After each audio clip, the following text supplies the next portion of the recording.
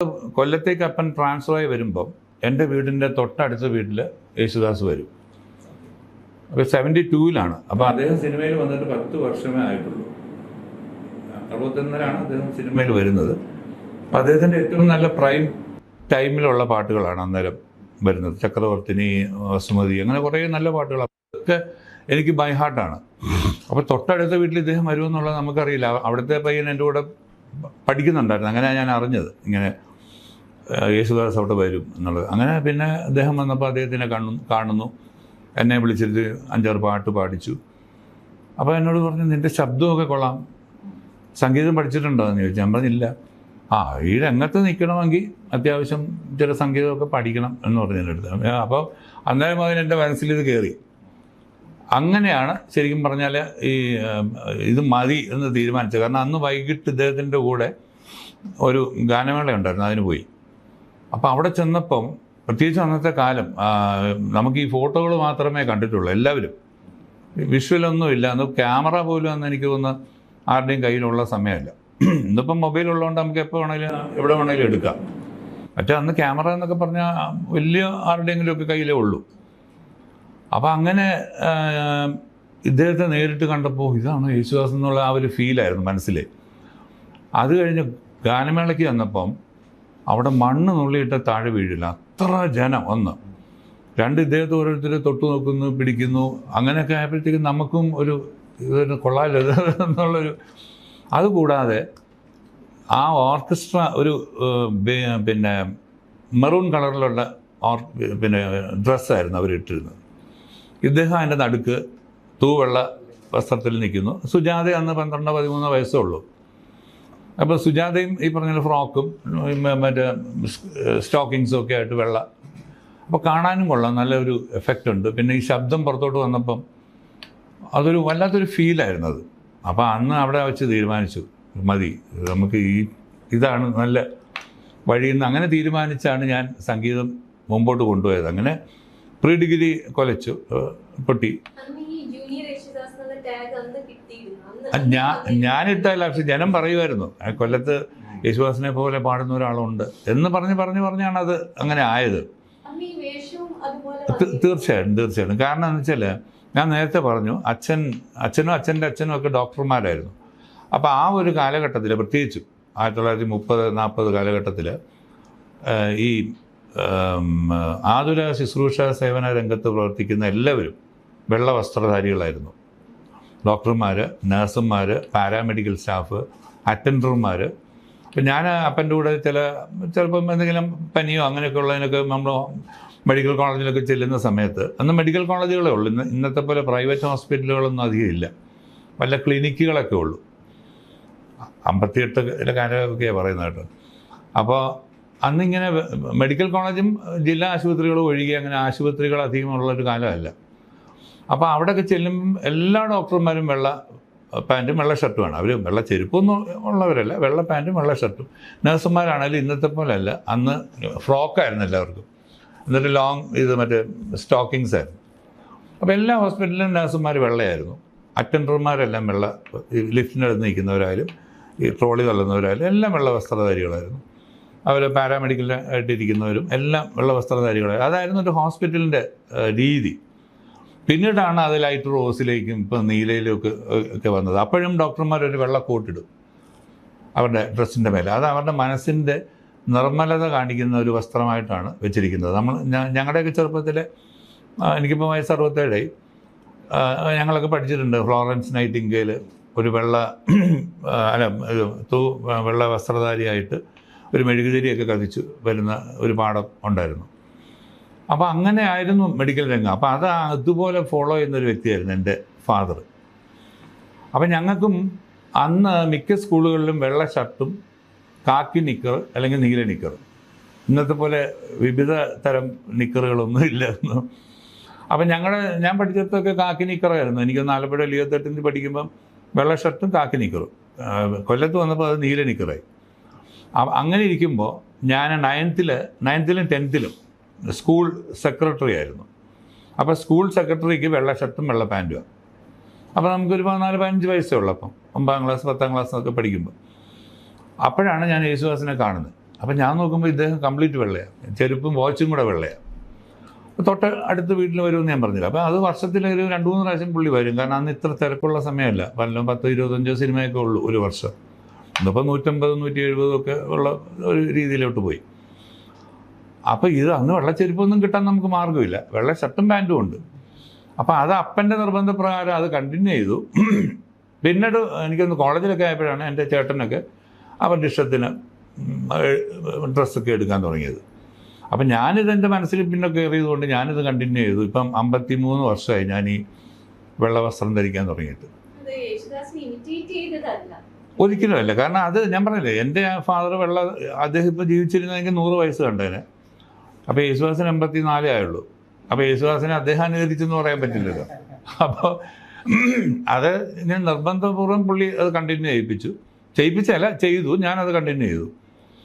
പിന്നീട് ദാസേട്ടനെ കണ്ടപ്പോൾ അത് ഉറപ്പിച്ച് ഞാൻ ഇത് മതി. കാരണം ആ സ്റ്റേജിൽ പുള്ളി, ഞാൻ നേരത്തെ പറഞ്ഞു, സ്റ്റേജിൽ പുള്ളിയുടെ ഒരു അപ്പിയറൻസ് കണ്ടപ്പം എനിക്കും തോന്നി ഇത് കൊള്ളാമല്ലോ. കാരണം ഈ പല കൈലി പോലുള്ള ഷർട്ടും പാൻറ്റും ഒക്കെ ഇട്ട് സ്റ്റേജിൽ നിൽക്കുന്നതിനേക്കാൾ ഒരു എലഗൻ്റാണ് നമ്മൾ ഒരു തൂവെള്ള വസ്ത്രത്തിലോ അല്ലെങ്കിൽ ഒരു ലൈറ്റ് കളറിലോ നിൽക്കുന്നത്. അതൊരു വേറിട്ട് നിൽക്കും. അതുകൊണ്ടാണ് അത് കണ്ടിന്യൂ ചെയ്തത്. അപ്പോൾ അത് പിന്നെ ഞാൻ വിചാരിച്ചെന്നാൽ പിന്നെ അങ്ങ് പൊക്കോട്ടെ, വീട്ടിലും ഒക്കെ അങ്ങനെ തന്നെ അങ്ങായി. അത് തന്നെയല്ല, ഞാൻ ഇടയ്ക്ക് ഇങ്ങനെ കളറൊക്കെ ഇട്ട് നോക്കും. പക്ഷേ അപ്പോൾ എനിക്കിങ്ങോട്ട് എന്നെ തന്നെ പിടിക്കുന്നില്ല. കാരണം കണ്ണാടിയിൽ നോക്കുമ്പോൾ ഇത് ശരിയല്ല എന്ന് എനിക്ക് തന്നെ തോന്നിയിട്ട് ഞാൻ ഊരി കളഞ്ഞിട്ടുണ്ട്. എന്നാൽ ചിലപ്പോൾ ഈ വീഡിയോഗ്രാഫി വന്ന സമയത്ത് ഫോട്ടോഗ്രാഫർമാർ പറയും, സാറേ ഈ വെള്ളം ഒന്ന് മാറ്റാൻ പറ്റും. അപ്പോൾ ഞാൻ പറയും അതാണ് എൻ്റെ ഐഡൻറ്റിറ്റി, എങ്ങോട്ട് കഴിഞ്ഞാലും ആൾക്കാർ അതേ മാർക്കോസ് പോകണമെന്ന് പറയും. അല്ല, അത് നമ്മൾ ഇതിനകത്ത് എടുക്കുമ്പോൾ ഇതിനകത്ത് കൂടുതൽ ഈ ലൈറ്റ് ഇതിലേക്ക് പോകും. അപ്പോൾ സാറിൻ്റെ മുഖം ഇരുണ്ടു പോകും. അപ്പോൾ ഈ മുഖം ഇരുളാതിരിക്കാനായിട്ട് അത്യാവശ്യം കളറൊക്കെ ഇച്ചിരി കോളറയിലൊക്കെ ഇപ്പം ഇടയ്ക്ക് വെക്കാറുണ്ട്. പക്ഷെ ഇപ്പോൾ അതും വേണ്ട, കാരണം ക്യാമറയൊക്കെ ഒരുപാട് അഡ്വാൻസ്ഡായി. അങ്ങനെയാണ് ഇടയ്ക്ക് കുറച്ച് കളറിലേക്ക്, അതും കോളറിലൊക്കെ ഉള്ളൂ വന്നത്. അതൊരു വെറൈറ്റി ആയിക്കോട്ടെ എന്ന് വിചാരിച്ചു. കാരണം അതുപോലെ യേശുദാസിനെ അനുകരിച്ചു എന്ന് വേണ്ട. പക്ഷേ ദൈവകൃപയാൽ ഞാൻ പറഞ്ഞു, എനിക്കത് ഒരു നന്മയായിട്ടേ തോന്നിയിട്ടുള്ളൂ. കാരണം മലയാളത്തിലെ അല്ല ഇന്ത്യയിൽ തന്നെ ഞാൻ നോക്കിയിട്ട് വോയിസ് കൺട്രോളും വോയിസ് ക്വാളിറ്റിയും ഉള്ള ഒരു സിംഗർ ഇദ്ദേഹമാണ്. കാരണം 3 സ്ഥായിലും അദ്ദേഹത്തിൻ്റെ ശബ്ദം വിന്യസിക്കാൻ കഴിയുന്ന ഒരു ഗായകൻ ഇദ്ദേഹം മാത്രമാണ്. അല്ല, ഞാൻ പറഞ്ഞില്ലേ ഇപ്പം ഒതുക്കപ്പെട്ടു എന്ന് പറയാൻ ഞാനും അങ്ങനെ എന്നെയും അല്ലെങ്കിൽ അങ്ങനെ പറഞ്ഞിട്ടുണ്ട്. അല്ലെങ്കിൽ ഞാനും ഒരു പരിധി വരെ അതൊക്കെ എന്താ പറയുക പറയാൻ ബാധ്യസ്ഥനായിട്ടുണ്ട്. കാരണം പക്ഷേ അന്നത്തെ മെയിൻ പ്രശ്നം ഇത് തന്നെയായിരുന്നു. പ്രൊഡ്യൂസർമാർ, ഡയറക്ടർമാർ ഇവർ പറയുമല്ല അത് വേണ്ട, അത് മതി. പിന്നെ ഇത് വിറ്റെടുക്കണമെങ്കിൽ ഈ ഇതിൻ്റെ റൈറ്റ്സ് ആരെങ്കിലും കമ്പനിക്കാരായിരിക്കുമല്ലോ എടുക്കുന്നത്. അപ്പോൾ അവരും പറയും അല്ല അത് യേശുദാസ് പാടിയാൽ ഞങ്ങൾ ഇത്ര തരാം, അല്ലെങ്കിൽ ഞങ്ങൾക്ക് വേണ്ട എന്ന് പറയുമ്പോൾ ഓട്ടോമാറ്റിക്കലി അങ്ങോട്ട് പോകും. അപ്പോൾ അതൊരു ഒരു പരിധി വരെ അങ്ങനെയുള്ളൊരു ഒതുക്കലുണ്ട്, ഇല്ലയെന്ന് പറയാൻ പറ്റത്തില്ല. പിന്നെ ഉള്ള ഒതുക്കെന്ന് പറയുന്നത് ഈ പറഞ്ഞ പോലെ നമുക്കൊരു കഴിവുണ്ട്, അതിനെ ഒന്ന് ബൂസ്റ്റപ്പ് ചെയ്ത് തരാനായിട്ട് ആരും മുമ്പോട്ട് വരത്തില്ല. അവിടെയാണ് വേറെ ഒരു ഇത് വരുന്നത്. പിന്നെ നമുക്ക് ഈ പറഞ്ഞ പോലെ ഈ ക്യാരക്ടറിനനുസരിച്ച് ശബ്ദം, ഇപ്പോൾ അന്നത്തെ എല്ലാം ദാസേട്ടൻ്റെ ശബ്ദവും നസീർ സാറിൻ്റെ ശബ്ദവും തമ്മിലുള്ള ഒരു ചേർച്ചയും അവരുടെ ഈവൻ ഡയലോഗ് പോലും ചില സിനിമകളിൽ ദാസേട്ടൻ പറഞ്ഞിട്ടുണ്ട് അത്യാവശ്യം. അപ്പോൾ അങ്ങനെയൊക്കെയുള്ള കുറേ ക്വാളിറ്റീസും ഉണ്ട്. ഓട്ടോമാറ്റിക്കലി നസീർ സാറിൻ്റെ പാട്ട് മൊത്തം പുള്ളിക്ക് പോകും. അവിടെ ബ്രഹ്മാനന്ദം വന്ന് പാടുമ്പം ശബ്ദമായിട്ട് ചേരത്തതുമില്ല. അപ്പോൾ അദ്ദേഹത്തിന് സ്ഥിരമായിട്ട് കിട്ടിയിരുന്ന പാട്ടുകൾ കൂടുതലും ബാസിച്ചേട്ടന് വേണ്ടിയിട്ടും, അടൂർ ബാസി. അപ്പോൾ അത് ആപ്റ്റാണ് ആ ശബ്ദം. അങ്ങനെ കുറേ ഇങ്ങനെ മാറിപ്പോവും നമുക്ക്. അപ്പോൾ അതൊക്കെ ആയിരുന്നിരിക്കാം ഒരു പക്ഷേ എന്നെയും ബാധിച്ചത് അങ്ങനെ ആയിരിക്കാം. പക്ഷേ ഈ ജൂനിയർ യേശുദാസ് എന്നുള്ള ടാഗിൽ അങ്ങനെ പാടുന്നത് അതൊരു അതൊരു റീസൺ. പക്ഷെ അതൊരു റീസൺ ആണോന്ന് ചോദിച്ചാൽ ഞാൻ അതിനോട് യോജിക്കുന്നില്ല. കാരണം വേറൊന്നും കൊണ്ടല്ല. ഇപ്പം ഒരാളൊരു കാര്യം ചെയ്യുന്നത്, നമ്മളെല്ലാവരും നമ്മുടെ പരിസ്ഥിതിയെയും നമ്മുടെ അച്ഛനമ്മമാരെയും സാറന്മാരെയും സമൂഹത്തെയൊക്കെ നമ്മൾ അറിയാതെങ്കിലും നമ്മൾ ഇമിറ്റേറ്റ് ചെയ്തു പോവും, അല്ലെങ്കിൽ ഫോളോ ചെയ്തു പോവും. ഇപ്പം തന്നെ ഒരു കുഞ്ഞുണ്ടായി, ഒരു പുതിയ ദമ്പതികൾക്ക്. അവർ പ്രായത്തിൽ എല്ലാം കൊണ്ടും ആദ്യമായിട്ടൊരു കുഞ്ഞുണ്ടാകുമ്പോൾ ഒരു കുഞ്ഞുണ്ടായി അത് വളർന്നോളൂ എന്ന് പറഞ്ഞ് നമ്മൾ മാറ്റി വെക്കുമോ? ഇല്ല. നമ്മളതിനെ എടുത്തിട്ട് ഇങ്ങനെ ഇപ്പം ഒരു ലൈറ്റ് എന്താണെന്നൊരു കുഞ്ഞിനെ പഠിപ്പിക്കുന്നത് ഞാൻ പഠിപ്പിച്ചത് ഓണും ഓഫും ആക്കി കാണിക്കും. അപ്പോൾ ആദ്യം ഇങ്ങനെ ഇട്ടിട്ട് പിന്നെ ഓഫാക്കി മോനെ ലൈറ്റ് ഏതാ? അപ്പോൾ ലൈറ്റ് എന്ന് അതിന് മനസ്സിലായി ഇതാണ് ലൈറ്റ്. അതുപോലെ കാക്കയെ നമ്മൾ കാണിച്ചിട്ട് പിന്നെ പല പ്രാവശ്യം ആകുമ്പോൾ ഇതാണ് കാക്ക. അങ്ങനെയാണ് നമ്മൾ ഓരോന്ന് പഠിക്കുന്നത്. എന്ന് പറഞ്ഞ പോലെ നമ്മൾ നമ്മുടെ സമൂഹത്തെയും ചുറ്റുപാടിനെയൊക്കെ നമ്മളറിയാതെ നമ്മൾ ഇമിറ്റേറ്റ് ചെയ്യും, അല്ലെങ്കിൽ ആ ഒരു ഇത് നമ്മളിലേക്ക് വരും. പക്ഷെ നമ്മളത് ഇമിറ്റേറ്റ് ചെയ്തു എന്ന് പറഞ്ഞ് നടക്കാറില്ലല്ലോ. അപ്പോൾ എന്ന് പറഞ്ഞ പോലെ ഇപ്പം നല്ലൊരു ഗായകൻ അല്ലെങ്കിൽ നല്ലൊരു അഭിനേതാവ് അവരുടെ ചില സ്കിൽസ് നമ്മളിലേക്ക് വരുമ്പം അതെടുത്ത് ആൾക്കാർ പറഞ്ഞിട്ട് ഇമിറ്റേറ്റ് ചെയ്യുന്നു, യേശുദാസിനെ ഇമിറ്റേറ്റ് ചെയ്യുന്നു. ഇപ്പോൾ വെള്ളം എനിക്കിപ്പോൾ ഇടാൻ വയ്യാത്തൊരവസ്ഥയിലായി. കാരണം വെള്ളം ഇട്ടാൽ യേശുദാസിനെ ഇമിറ്റേറ്റ് ചെയ്യുന്നു. അത് എനിക്ക് മാത്രമേ ഉള്ളൂ ഈ കുഴപ്പം. കാരണം ശബ്ദത്തിൻ്റെ ഡെപ്തുള്ള പാട്ടുകാരിൽ ഒരാൾ ഞാനേ ഉള്ളൂ. മറ്റവർക്ക് ആ ഒരു ക്വാളിറ്റി ഇല്ലാത്തതുകൊണ്ടായിരിക്കാം അവർ വെള്ളം ഇട്ടാൽ യേശുദാസിനെ ഇമിറ്റേറ്റ് ചെയ്യുന്നു എന്ന് ആരും പറയാറില്ല. അപ്പോൾ അതൊരു വലിയൊരു ചില പാട്ടുകൾ നിങ്ങൾ ഈ ഐഡന്റിഫിക്കേഷൻ തന്നെ മാറിപ്പോറുണ്ട്. ഇത് പാടിയതല്ലേ അങ്ങനെ ഉണ്ട്. അതാ ഞാൻ പറഞ്ഞു. അത് ചെറുപ്പം മുതലേ ഞാൻ ഒരു 7 വയസ്സ് മുതലേ എൻ്റെ ചെവിയിൽ നിൽക്കുന്ന ശബ്ദം അതാണ്. അപ്പോൾ ആ ഒരു ഇത് മനസ്സിലിങ്ങനെ കിടപ്പുണ്ട്, ആ ഒരു ശബ്ദം. അപ്പം ഞാനത് എങ്ങനെ പാടിയാലും അതിലേക്ക് വരും കുറച്ചൊക്കെ. കോളേജ് ഡേയ്സ് കോൺഷ്യസ് എഫേർട്ട് നടത്തിയിട്ടുണ്ട്. ഒരിക്കലും ഞാൻ അതിന് വേണ്ടി യേശുദാസിന്റെ ശബ്ദം ആക്കിക്കളയാന്ന് പറഞ്ഞ് അങ്ങനെ ഇരുന്ന് പാടിയിട്ടില്ല. കേൾക്കുമ്പം നമുക്ക് തന്നെ അറിയാം ഇവിടെ അതുപോലെ വന്നിട്ടുണ്ട്, ഇവിടെ എങ്ങനെ വന്നിട്ടുണ്ട്, അങ്ങനെ ഉള്ളൊരു ഇത് ഞാൻ നോക്കിയിട്ടുള്ളൂ. അല്ലാതെ ഞാൻ അതിന് വേണ്ടി ഇപ്പം ചിലരൊക്കെ ഇരുന്നു അതുപോലെ കഷ്ടപ്പെട്ട് അദ്ദേഹത്തിൻ്റെ ഏത് അളവ് അദ്ദേഹം പാടുന്നു, അല്ലെങ്കിൽ ഏതൊരു ചിലപ്പോൾ അത് വെള്ളി അടിച്ചായിരിക്കാം, പക്ഷെ അത് തന്നെ പഠിച്ച് വീണ്ടും സ്റ്റേജിൽ പാടുന്നവരൊക്കെ ഉണ്ട്. അപ്പോൾ അങ്ങനെ ഇരുന്ന് ഞാൻ മെനക്കെട്ടിട്ടില്ല. കേൾക്കും നമുക്കൊരു മൊത്തത്തിലൊരിത് കിട്ടും, അതൊന്ന് പാടും, അത്രേ ഉള്ളൂ. അല്ലാതെ അതിന് വേണ്ടി ഇരുന്ന് ആ ശബ്ദം ഇങ്ങനെയാണ്, അല്ലെങ്കിൽ അദ്ദേഹം റാ പറയുന്നത് ഇങ്ങനെയാണ്, കാ പറയുന്നത് ഇങ്ങനെയാണ്, അങ്ങനെയൊന്നും ഞാൻ നോക്കാറൊന്നുമില്ല. നമ്മൾ കുറേ നാച്ചുറലായിട്ട് കിട്ടിയിട്ടുണ്ട്. കുറേ ഇപ്പം രൂപം തന്നെ ചിലപ്പോൾ ചിലർ പറയാറുണ്ട്, അപ്പം പിന്നെ നമ്മളത് വേറെ രീതിയിലായി പോകും, അതെങ്ങനെ വന്നു എന്നൊക്കെ ചില സമയത്ത് അങ്ങനെ. അതൊക്കെ നമ്മുടെ മനസ്സിലൊരാളുണ്ടെങ്കിൽ ഇതിനെ പണ്ടങ്ങനെ എന്തോ ഒരു ചൊല്ലുണ്ട്, ഒരാളെ തന്നെ നനച്ചിരുന്നാൽ അല്ലേ, അങ്ങനെ ഒരു ചൊല്ലുണ്ട്. അപ്പം എന്ന് പറഞ്ഞാൽ എൻ്റെ മനസ്സിൽ പാട്ടെന്ന് പറയുമ്പോൾ ആദ്യം വരുന്ന ശബ്ദം ഇദ്ദേഹത്തിൻ്റെ ശബ്ദമാണ്. അതുകൊണ്ടായിരിക്കും അതങ്ങനെ വരുന്നതല്ല, ഞാനായിട്ട് അതിന് വേണ്ടി മെനക്കെട്ടിട്ടില്ല. പിന്നെ ഇപ്പം ഞാൻ പാടുമ്പോൾ എൻ്റെ പാട്ടുകൾ, അദ്ദേഹത്തിൻ്റെ പാട്ട് ഞാൻ പാടുമ്പോൾ ഒരു 90% അല്ലെങ്കിൽ 95% അതുമായിട്ട് ചേരാൻ നോക്കും. കാരണം അത് അദ്ദേഹത്തിൻ്റെ പാട്ടാണ്. ഞാൻ പാടുമ്പോൾ എൻ്റെ സ്വന്തം പാട്ടുകൾ പാടുമ്പോൾ ഞാൻ അങ്ങനെ വരാതെ നോക്കും. എന്ന് വെച്ചാൽ അത് പിന്നെ എൻ്റെ പാട്ടാണെന്ന് എനിക്കെങ്ങനെ പറയാൻ പറ്റും? ഇപ്പം ഞാൻ ഇസ്രായേലിൻ നാഥൻ പാടി, അത് ഹിറ്റാണ്. പക്ഷേ ഇത് അദ്ദേഹത്തിൻ്റെ ശബ്ദത്തിൽ പാടി വെച്ചാൽ അയ്യോ ഇത് യേശുദാസ് പാടിയല്ലേ എന്നല്ലേ ചോദിക്കുള്ളൂ.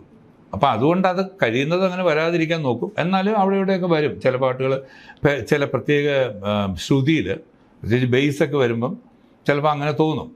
അത് നാച്ചുറലായിട്ട് വരുന്നതല്ല, നമ്മളായിട്ട് അതിന് വേണ്ടി മെനക്കെട്ടൊന്നും ഉണ്ടാക്കിയെടുക്കാറില്ല. നേരിട്ട് എന്നോടൊന്നും പറഞ്ഞിട്ടില്ല. കാരണം പലപ്പോഴും ഞങ്ങൾ കണ്ടിട്ടുണ്ട്, സംസാരിച്ചിട്ടുണ്ട്, ചെറിയ ചെറിയ ഉപദേശങ്ങളൊക്കെ തന്നിട്ടുണ്ട്. പക്ഷേ ഈ വെള്ള വസ്ത്രത്തെ പറ്റിയോ അല്ലെങ്കിൽ അദ്ദേഹത്തിൻ്റെ പാട്ടുകൾ റീപ്രൊഡ്യൂസ് ചെയ്യുന്നതിനെ പറ്റിയോ ഒന്നും കംപ്ലൈൻറ്റ് പോലൊന്നും പറഞ്ഞിട്ടില്ല. പക്ഷേ ഒരിക്കൽ മനോരമ ചാനലിലാണെന്ന് തോന്നുന്നു ഒരു ഇൻ്റർവ്യൂ വന്നപ്പം അദ്ദേഹം ഇങ്ങനെ പറഞ്ഞു. അപ്പം ഇൻ്റർവ്യൂവർ ചോദിച്ചു, അല്ല ദാസേട്ട, അപ്പം അന്ന് അദ്ദേഹം താടി ഇങ്ങനെ കറുപ്പിൽ നിന്ന് വെള്ളയിലോട്ട് വരുന്ന ഒരു സമയമാണ്, ഇതെന്താ താടിയൊന്നും ഇനി ബ്ലാക്ക് ആക്കുന്നില്ലേ, കറുപ്പിക്കുന്നില്ലേ എന്ന് ചോദിച്ചപ്പം പുള്ളി പറഞ്ഞില്ല, ഇനിയും ഞാൻ താടി കറുപ്പിക്കുന്നു, ഇനി ഇതെങ്ങാനും കണ്ടിട്ട് എന്ന് പറഞ്ഞിട്ട് അങ്ങനെ പുള്ളി ഒന്ന് കൊണ്ട് നിർത്തി. അപ്പം അതിൻ്റെ തൊട്ടടുത്ത ദിവസം എനിക്കൊരു റെക്കോർഡിംഗ് ഉണ്ടായിരുന്നു മനോരമയുടെ തന്നെ. അപ്പോൾ അതിൻ്റെ പ്രൊമോഷന് വേണ്ടി വന്ന ആൾ എന്നോട് ചോദിച്ചു, ഇങ്ങനെ ദാസേട്ടൻ ഇന്നലെ ഇങ്ങനെ പറഞ്ഞിട്ടുണ്ട്. അപ്പം ഞാൻ പറഞ്ഞപ്പോൾ സ്വാഭാവികമായിട്ടൊരു 40-45 ആകുമ്പോൾ നരച്ചു തുടങ്ങും. അപ്പം നരയ്ക്കണ്ട എങ്കിലും ഒരു മരുന്നും കൂടെ പറഞ്ഞു തന്നാൽ ഉപകാരമായി എന്നിങ്ങനെ ഒരു ഡയലോഗ് ഞാൻ പറഞ്ഞു. അത് വലിയ എടുത്തിട്ട് അലക്കി അങ്ങനെ പ്രശ്നമായി. അല്ലാതെ ഞങ്ങൾ തമ്മിൽ പ്രശ്നങ്ങളൊന്നും ഉണ്ടായിട്ടില്ല.